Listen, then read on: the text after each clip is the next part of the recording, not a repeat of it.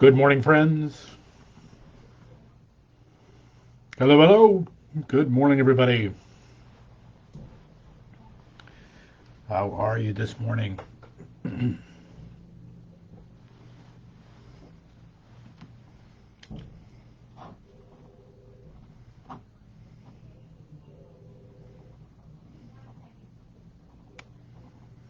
Hello, hello.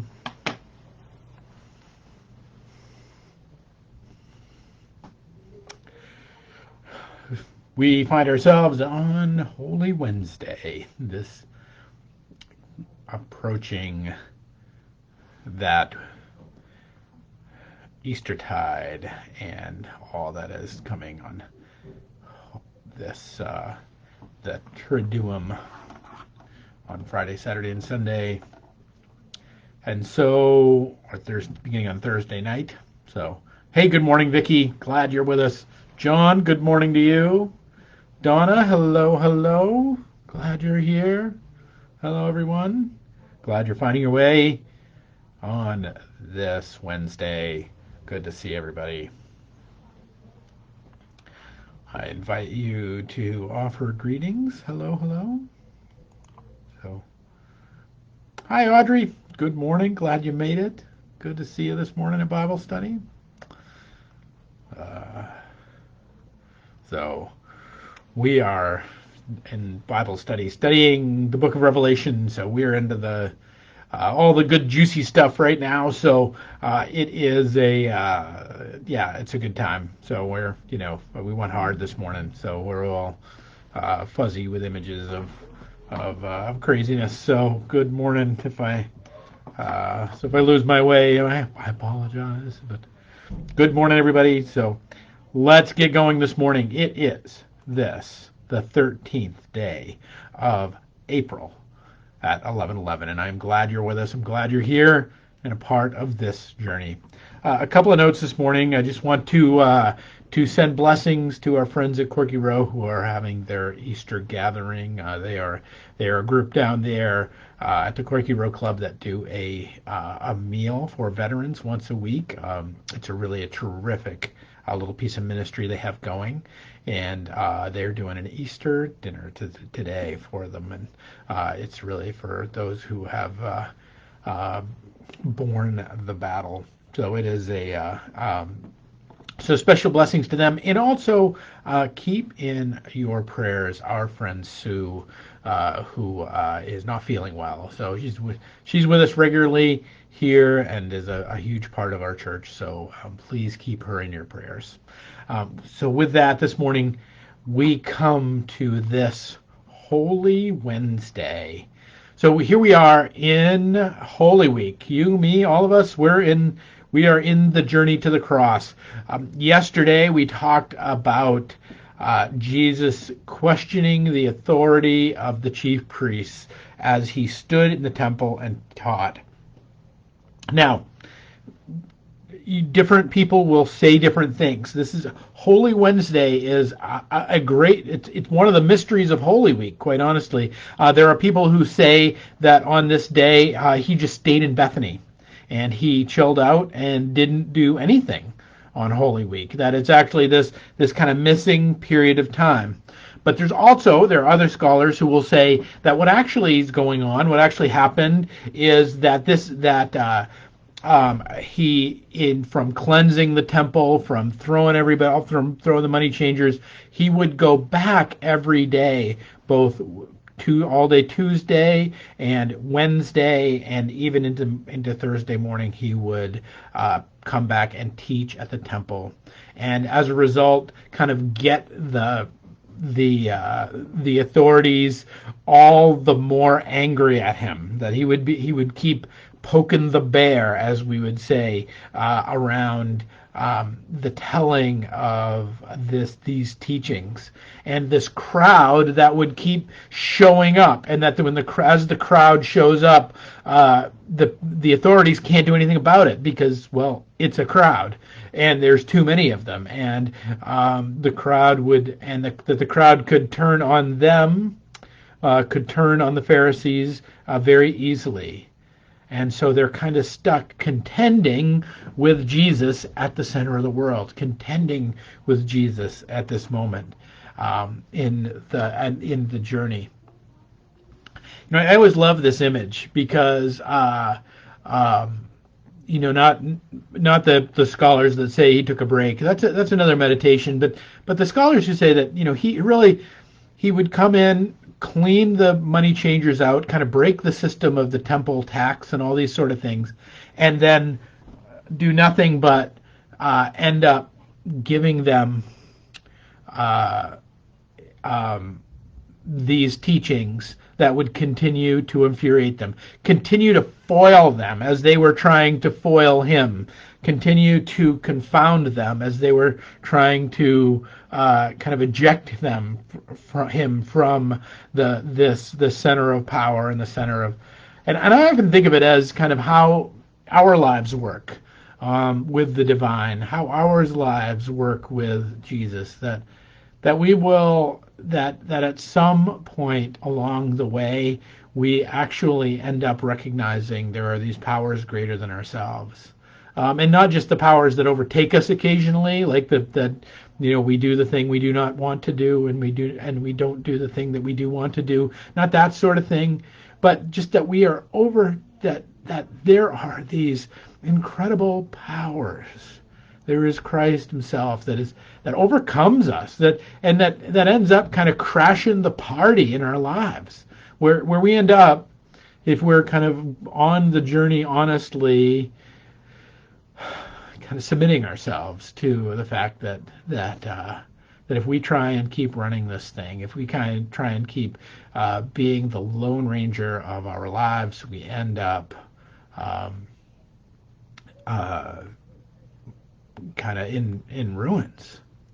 And that this journey of hearing the teaching of Jesus at the center of our lives, when he kind of crashes the gate, when he comes and kind of turns over the tables of our normal lives, the way in which we think we're going to make it through this world, the things that all the compromises and the ways in which we find ourselves at the kind of setting up the systems that get us through the day, the glass of wine and the brownie that gets us to the end of the journey, whatever it is, that we find Jesus crashing the gate. And so I want to talk today about what that here he is, right? He's dismantled the system of the temple tax. He's cast the money changers out of the temple, and says this is a prayer of how this is my house is a house of prayer for all nations. And then he begins teaching, and part of this is accusations that he starts at the Pharisees themselves, that he starts saying that this system is like a wicked vineyard owner, and that the vineyard owner ends up taking over and killing the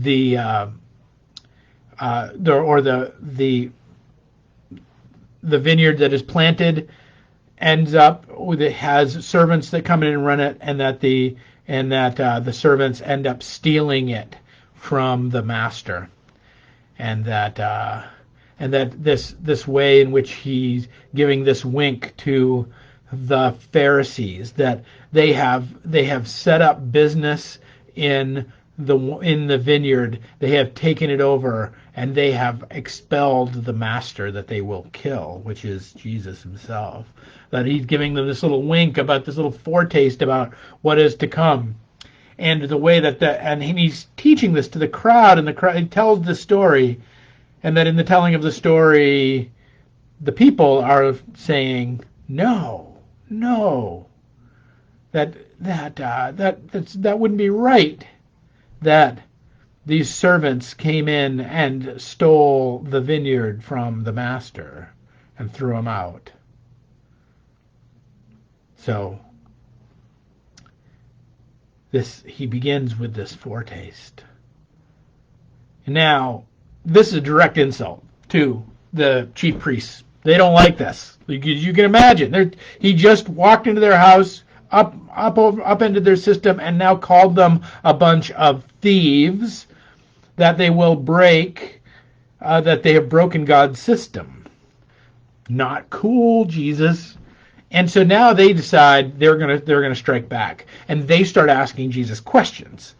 These questions begin around taxes, because they're trying to decide whether or not that they're trying to get Jesus in trouble. Because again, there's this crowd, and if they can show that Jesus is somehow in league with Rome, is somehow saying, you should be a Roman, or is somehow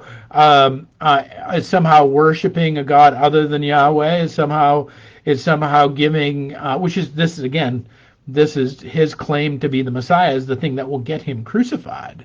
Is if they can show this, they can press charges against him. So they're setting these traps. They're trying to so that, and this is so critical to remember, because we think when we read these particularly passages that end up on Holy Wednesday, we read them as like, here's these guys trying to investigate, find out about the kingdom of heaven, find out about what happens in different circumstances. They're legitimately coming to him as a source of information. They're not coming to him legitimately as anything other than people who are trying to play a big game of gotcha. They're not coming to him with anything other than the fact that they're trying to figure out how to draw up charges against him. They are not there to protect him. They are not there to help him. They are not there on his side. They are there to try and regain the authority he has taken on Holy Tuesday, when he went in and upended all the tables, broke apart the temple tax system, and ended up with all of the crowd pressing in on the temple, watching what's going on and listening to the teachings of this Jesus guy. Because why? Because he is the guy that resurrected Lazarus. Remember? He comes with some serious cachet. So he asks this question, is it right? So the Pharisees end up asking him this question. They say, is it right to pay taxes to Caesar? Now, this is often quoted, and I think it's often quoted wrongly, because this is Jesus asking and answering a gotcha question. And he says, show me whose image is on the inscription of it. And they said, it's Caesar's. He said, then give back to Caesar that which is Caesar's, and to God's that which is God's. Now, Christianity's taken this as a teaching to say, well, you should pay taxes because it's Caesar's. And this is the thing, the text says, they were unable to trap him in what he said in public, and astonished by his answer, they became silent. Now, what's astonishing about you should pay your taxes? Not a particularly astonishing answer, even for the first century.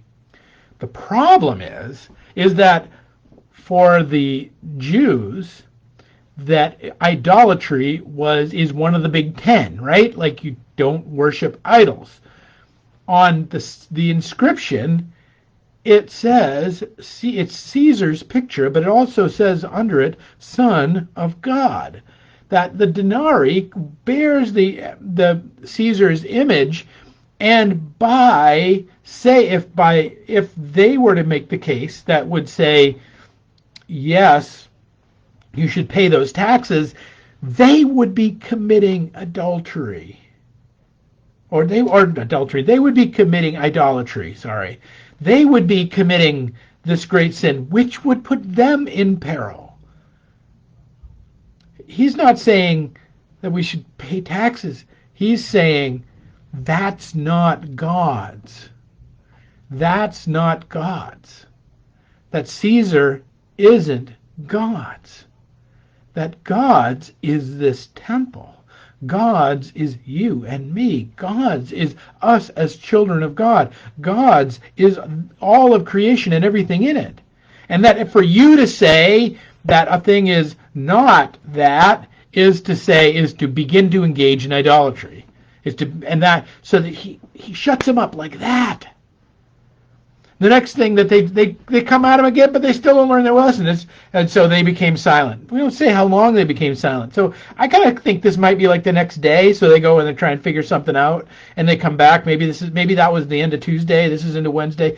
Somewhere in here, we're not quite sure how this all breaks out. But somewhere they come back. So some of the Sadducees, the people who now the Sadducees, they don't believe in the resurrection. So if you ever want to remember a difference between Pharisees and Sadducees, the Sadducees are sad because they don't believe in the resurrection. Hey, $70,000 education. These are the mnemonics you get. So there's this teacher that's going there that said, and he talks about this woman that ends up with that has all these husbands, and whose wife will she be anyway? And he goes on to give this answer, but the important part of the answer is this, where he says, even Moses showed that the dead rise, for he calls the Lord the God of Abraham, the God of Isaac, and the God of Jacob. He is not the God of dead, but he is the God of the living, and to him all are alive. And the teachers of the law responded, well said, Rabbi. And no one dared to ask him any more questions. So he shuts down. He now has full control of the temple. They're not coming at him anymore. The Sadducees and the Pharisees are not trying to regain their authority. He has set up camp in the center of the world, where they're supposed to be making all this tax money that's all supposed to be coming in, that's not coming in because he overturned the tables, and because they're not now there's still money coming in because money changers being money changers, they just set up outside the temple probably. They didn't go away completely, but within the temple complex, Jesus ends up in this place where he is now large and in charge. And then there's this question that comes up immediately after this. Now this stay with me. Why is it said that the Messiah is the son of David? This is Jesus speaking. He says this he now asks questions to the crowd. He's now asking questions to his disciples that are gathered around. He says, now why is it? Now these guys just asked me all these questions and I shut them down. They no longer have authority. Why is it said that Messiah is the son of David? David himself declares in the book of Psalms, the Lord said to my Lord, sit at my right hand until I make your enemies a footstool for my feet. David calls him Lord. How then can he be his son? Jesus is setting up this fulfillment, this end of the messianic system, this system of blood sacrifice. He's saying, look, there's this bigger picture. Look, there's this bigger system. He's pointing them out of this sacrificial system that is at the heart of the messianic kind of idea of David. How then can David be his son? How can David be in this line of Messiah? Because the Messiah actually looks like something different. It doesn't look like the warrior king that David is. It looks like the kingdom of God spread about the world. It looks like you and I caring for each other. It looks like the world ordered in justice and righteousness. It looks like the world put together. It looks like the world returned to the garden.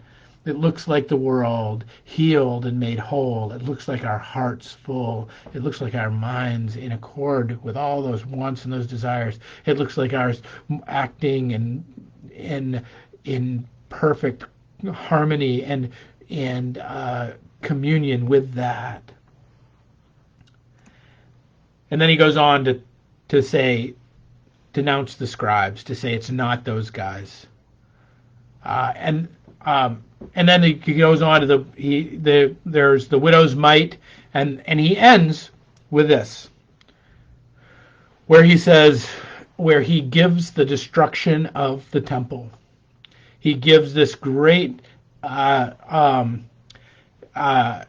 this incredible and terrifying injunction that says this: As for what you see here, remember, standing in the center of the world, standing in the center of the temple in Jerusalem, standing there with the Pharisees, the Sadducees, all the authorities looking on, standing there with crowds of thousands looking on, he says, as for what you see here, the time will come when not one stone will be left on another. Every one of them will be thrown down. Now, this genders curiosity, as you might imagine, that people ask questions. They say, when will this happen, and all this, and Jesus lays out all these things, and all of the struggle that is to come. Nations will rise against nation, kingdom against kingdom. There'll be great earthquakes, famines, pestilence. That he gives this apocalyptic vision, this vision of the end of things. But what he's talking about, and it makes sense predominantly because of where he's saying that and what has happened over the past 48 or 72 hours or so that he had to be there. He's standing at the center of the world. He's standing in the center of Jerusalem. He's standing in the center of the courtyard of the temple. He is standing at the seat, at the place of power, and he's saying, all of these nations that are trying to overcome each other, all this fighting, all of these kingdoms that are trying to compete against each other, all of these things that are breaking down are the breaking down of this old system, of feeling like you got to be good enough or right enough or put together enough, or make the right sacrifices, or do the hokey pokey in the right way, and turn yourself about so that that you are in the temple complex, so that because you must appease not only Yahweh as God, but you must appease all these other gods of death and things that are running around, and contend with Baal and all these other, all of that is getting blown away. It is getting conquered and destroyed. Not one stone will be upon another. This is the declaration of this. This isn't a lot of this has been read many, many times like it's some future casting about, and we're spending time in Revelation here and in our Bible study, and all of this future, like, oh gosh, that Gog and Magog, that's the Russians and the white, like all this. Good Lord, people, he's speaking to his place and his time, and he's right there. Right, he has a word for the people that are right in front of him. And he says this: stand firm and you will win life. Stand firm and you will win life. Stand firm in the love of Christ. Stand firm in the love of each other.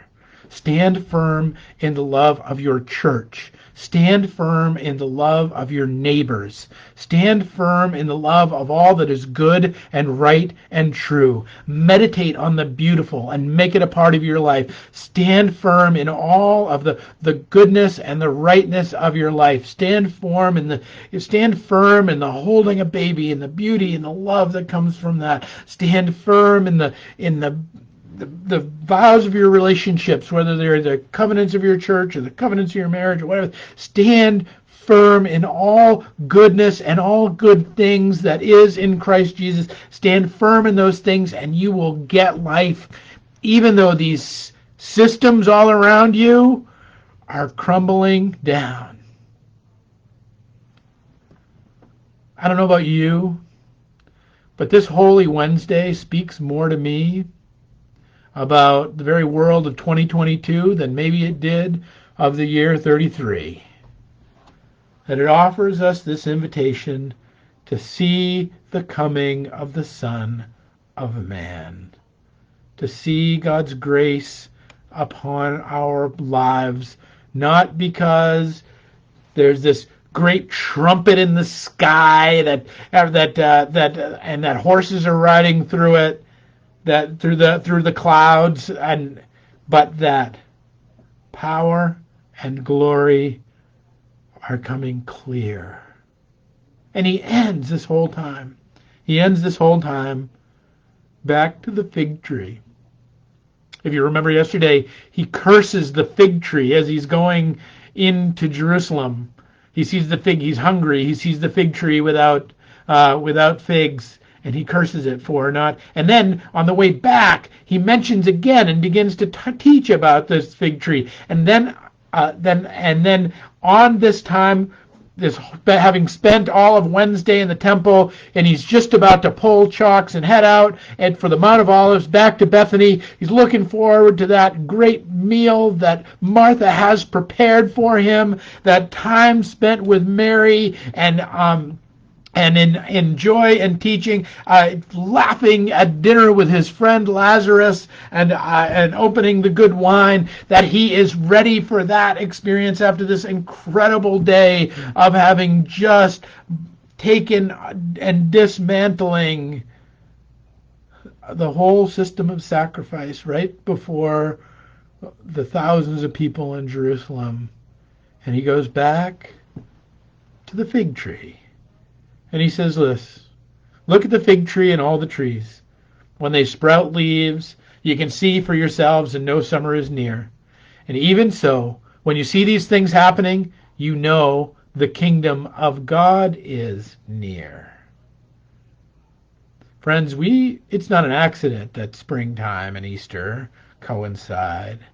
That we see this around us in the natural world, all the signs of new life coming into being, the tulips pushing out of the ground, the daffodils giving the forsythia already finding its way to blast into the beautiful yellows, that we're already seeing this. And the invitation is that the kingdom of God is near. It's right here in the blossoms of our heart, in love, right here in the blossoms of our world and land, in the flowers and the beauty of creation, right here in heaven and earth, that's not passing away. That is passing away. But the words of God, the Logos, that which is really real in our life, never passing away. So pay attention. This is the invitation. This is all he says. Look for it. Look for that goodness in everything that's going on. Look for that goodness in every moment. Look for the goodness of Christ's love beaming out, whether it's with the people that you love and are dear, whether it's with the world, whether it's with creation, wherever it comes to pass. Remember, these are the signs of the fig tree. These are the signs for us to be careful with our hearts and give them to only the best things of heaven. And then Jesus packs it up and heads back to the Mount of Olives, back to Bethany to spend time with his friends. All right, friends, that's a little bit of Holy Wednesday. That's a little bit of this day that Jesus spends in the temple. At least some scholars think he does. And what he does on this day that prepares all things for what will come in the days ahead. This declaration at the center of the world that brings him to the cross and to the harrowing of hell and to the resurrection and conquering of death itself. That's the hope on this day, this Holy Wednesday.